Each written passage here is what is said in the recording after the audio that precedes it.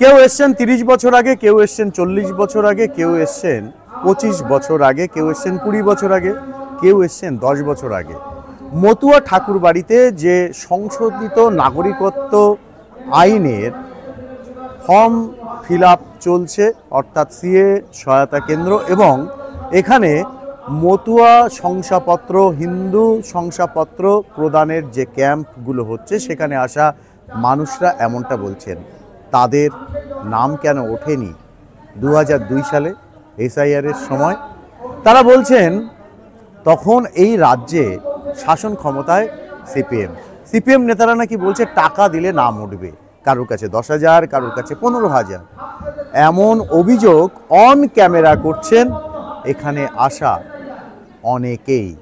কয়েকজন ক্যামেরার সামনে বলতে রাজি হয়েছেন, আমরা রেকর্ড করেছি। আবার কেন নাম ওঠেনি তার অন্য ব্যাখ্যাও আছে। বলছেন আমরা একাধিকবার আবেদন করেছি, নাম ওঠেনি, কি করব, বাংলাদেশে তো থাকতে পারেনি।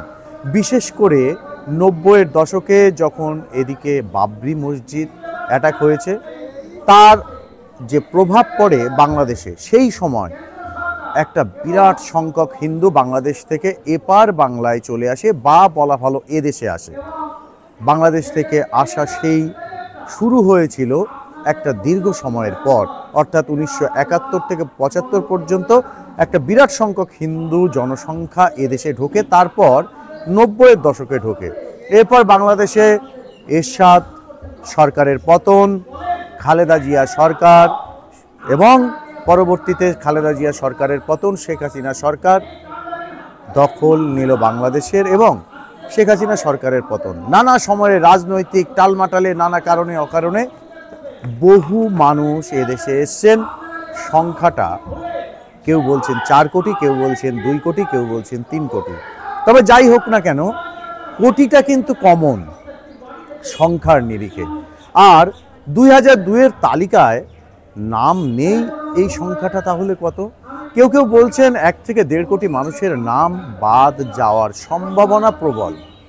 আর এই সম্ভাবনা প্রবল শুনে অনেক মানুষ এখানে এসছেন সংশোধিত নাগরিকত্বের আবেদন করতে। মুশকিলটা এখানেই একটা বড় প্রশ্ন। কি সেই প্রশ্ন? কারণ অনেকে আবেদন করছেন কিন্তু শংসাপত্র পাচ্ছেন না। তার একটা মূল কারণ হলো, আমি যে বাংলাদেশের হিন্দু, বাংলাদেশে বসবাসকারী একজন হিন্দু ছিলাম, তার বাংলাদেশের নথি লাগবে। অনেকেই সেই নথির কথা জানেনই না, তারা সংশোধিত নাগরিকত্বের ফর্ম ফিল আপ করতে এসছেন। সেখানে বলা হচ্ছে পরে দেব, হিয়ারিংয়ে সেই সময়ের মধ্যে দিতে পারছে না, অনেকের বাতিল হয়ে যাচ্ছে। এরকম একটা সমস্যা তৈরি হয়েছে। অর্থাৎ কি কি লাগবে সেই তথ্য এখনো পর্যন্ত অনেক মানুষ জানেন না। আবার এই মতুয়া ঠাকুর বাড়িতে যে 4 জন জনপ্রতিনিধি আছেন, তার ভিতরে 2 জন সাংসদ, 2 জন বিধায়ক।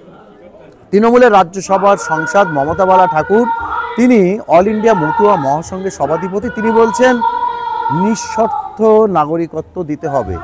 যবে থেকে সংশোধিত নাগরিকত্ব আইন বিল ছিল, পাশ হয়ে আইন হলো, এমনকি যখন এই ফরম্যাটে হলো যে কি কি লাগবে আবেদন করতে, সব সময় তিনি সংসদ ভবন থেকে শুরু করে পথে পর্যন্ত নিজের বাড়িতে, অনেক সময় সংবাদ মাধ্যমের মুখোমুখি হয়ে নানা মঞ্চে তিনি একথা বলছেন। তার যে যুক্তি, তার যে দাবি, সেই দাবি আসলে মানুষ এরকমই, আমরা বলবো আর মানুষ, কিছু মানুষ এরকম যাবে। এই মানুষ এই মতুয়া ঠাকুর বাড়িতে আসছে যে কোথা দিয়ে যেতে হয় আর কোথা দিয়ে যেতে হয় না, সেই খেয়ালটুকু তারা করছেন না। তাদের নিজের জীবনের ক্ষেত্রে কোন নথি লাগবে আর কোন নথি লাগবে না, সেটাও তারা বুঝতে পারছেন না। এরকম মানুষের সংখ্যাটাই বেশি, ফলে বিভ্রান্ত, আতঙ্ক রন্ধ্রে রন্ধ্রে, ঘরে ঘরে। এর মধ্যে চলছে সংশোধিত নাগরিকত্ব আইনের ফর্ম ফিল আপ। এবার এই আবেদন করার পরে কবে শংসাপত্র পাবেন আর সেই নথি দিয়ে নিজের ভোটাধিকার বজায় রাখবেন, সেই উত্তর অজানা। সেই উত্তরের খোঁজ সবাই করছেন, নানা আন্দোলন চলছে। বলা হচ্ছে যে এই এসআইআরের যে তালিকা, চূড়ান্ত তালিকা বের হবে, প্রকাশ হবে ফেব্রুয়ারি মাসে, তারপর নাকি এই বাংলা জুড়ে তারা আন্দোলন করবেন, সারা বাংলায় ছড়িয়ে দেবেন। কারণ যদি 1 কোটি মানুষের নাম, 1 কোটি বেশি মানুষের নাম বাদ যায়, যারা এক্সিস্ট করছেন, যারা সংখ্যাটায় নাকি হিন্দু, তাহলে তারা আন্দোলন করবেন। পাশাপাশি এই নাগরিকরা যদি ভোটাধিকার হারান, সব থেকে বেশি ক্ষতি হবে বিজেপির। রীতিমতো পরিসংখ্যান দিয়ে মতুয়া থেকে নমশূদ্র যে সংগঠনগুলো আছেন, তাদের নেতৃত্ব এই কথাই বলছেন।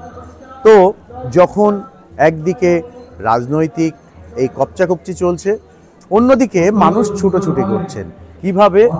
এখানে ক্যাম্প বসেছে, সিএ সহায়তা কেন্দ্র। ভারত সরকারের আইন অনুসারে নাগরিকত্বের আবেদন করা হয়। স্থান গদিঘর। সংঘাতিপতি সুব্রত ঠাকুরের ছবি রানী ঠাকুর ছবি আছেন, এবং অল ইন্ডিয়া মতুয়া মহাসংঘ এখানে নাগরিকত্বের যে ক্যাম্প, সেই ক্যাম্পে এখানে চলছেন। এখানে মতুয়া মহাসংঘের কার্ড, যে শংসাপত্র, সেটা দেওয়া হচ্ছে। ছবি নিয়ে আসছেন, প্রয়োজনীয় নথি নিয়ে আসছেন, এবং এখানে নাগরিকত্বের যে আবেদন, সেই আবেদনের কাজকর্ম চলছে। ঠিক এই যে গদিঘর, ঠিক তার ডান পাশে আছে কিন্তু নাট মন্দির। সেই নাট মন্দিরে সেখানেও দেখা যাচ্ছে যে টেবিল পেতে কিন্তু ক্যাম্প এখানে হচ্ছে। অর্থাৎ এখান থেকে শংসাপত্র দেওয়া হচ্ছে হিন্দুত্ব এবং মতুয়া সংগঠনের তরফ থেকে। সমস্যাটা হলো অধিকাংশের কাছে নেই বাংলাদেশের বসবাস করার সময় সেই যে তিনি যে হিন্দু, তা সেই শংসাপত্র নেই। এখন আসার সময় কেউ নিয়ে আসেননি কোনো নথিপত্র। যদি এদেশে ধরা খেতে হয় তাহলে কি হবে? তো এরকম একটা পরিস্থিতিতে এখন প্রয়োজন হয়েছে। অনেক মানুষ সমস্যায় ভুগেছেন, পড়ছেন কিভাবে বাংলাদেশের নথি জোগাড় করা হবে, কিভাবে এদেশে আনা হবে। আমার অনেক পরিচিত আছেন, তারা যোগাযোগ করছেন যে দাদা কিভাবে সম্ভব, কিভাবে কি করব, তোমরা সাংবাদিক, তোমরা যদি একটুখানি যোগাযোগ করিয়ে দাও তোমাদের নেটওয়ার্ক দিয়ে। সেটা কি সম্ভব? সবাই যে পড়াশুনো করেছে বাংলাদেশে এমন নয়, সবাই যে দেবে এমনটা নয়। তাহলে কি ঘুর পথে সেই কাগজ তৈরি হচ্ছে? তার মানে একজন প্রকৃত ভোটারকে, একজন প্রকৃত নাগরিককে, একজন প্রকৃত হিন্দুকে, তাকেও হিন্দুত্ব প্রমাণ করতে গিয়ে, হিন্দু প্রমাণ করতে গিয়ে তাকেও ঘুরপথে কি অন্যান্য কৌশলে, নানা ছকে কৌশলে সেই নথি বার করতে হচ্ছে? তাহলে কেন এটা আরও সহজ সরল সরলীকরণ করা হলো না? প্রশ্নটা এখানেই। এমনকি এমন অনেকে প্রশ্ন তুলছেন, এভাবে যে সমস্ত নাগরিকরা বাদ যাবেন, যাদের ভোটার তালিকায় নাম আছে, তাহলে তাদের কি হবে? উত্তর নেই। মানুষ ঘুরছেন, এর প্রভাব পড়ছেন এই সমস্ত নারী পুরুষ যারা নানা ক্ষেত্রে কাজ করেন। কেউ লোকের বাড়িতে কাজ করেন, কেউ দোকানে কাজ করেন। কর্ম এখন লাঠে উঠেছে। সংবাদ মাধ্যমে আমরা দেখেছি পরিচারিকা খোঁজ নেই। আসলে পরিচারিকারা গেল কোথায়? এই মতুয়া ঠাকুর বাড়িতে এসে সকাল থেকে যে ভিড় দেখলাম, তাতে করে মনে হলো সেই পরিচারিকারা সবাই যে বাংলাদেশে গেছে এমন নয়। হ্যাঁ, একটা অংশ যাচ্ছে। প্রশ্নটা হলো এদের মধ্যে একটা অংশ হিন্দু, একটা অংশ মুসলিম।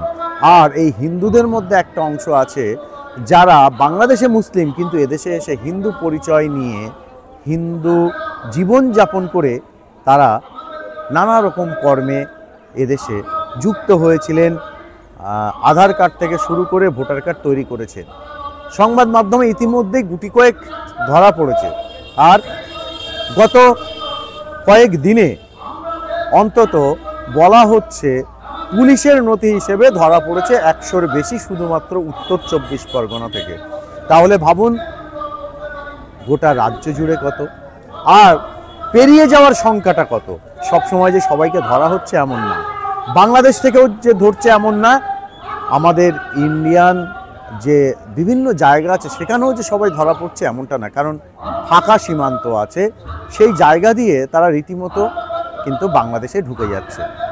স্বাভাবিকভাবে এখন এই একদিকে এসআইআর, অন্যদিকে সিএ, এই যে ডামাডোল চলছে, তার আগে এসআইআরের ফল প্রকাশ হবে। সেই ফলে কত লাখ বাদ যায়, আর তার পরবর্তী অধ্যায়ে মানুষ যে আন্দোলন করবেন, সেই আন্দোলনে কি রাজনৈতিক দলগুলো সমর্থন করবেন? যে রাজনৈতিক দলগুলো সমর্থন করবেন, অতীতের কংগ্রেস, অতীতের সিপিএম, বর্তমানের তৃণমূল, বর্তমানের বিজেপি, তারা তাদের মতো তো রাজনীতিটা করবেন।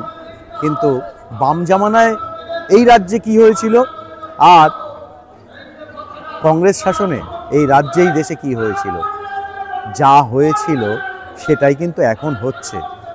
পার্থক্য শুধু একটাই, তখন এই আন্দোলনটা হয়নি, তখন এই সচেতনতাটা ছিল না এই হারে।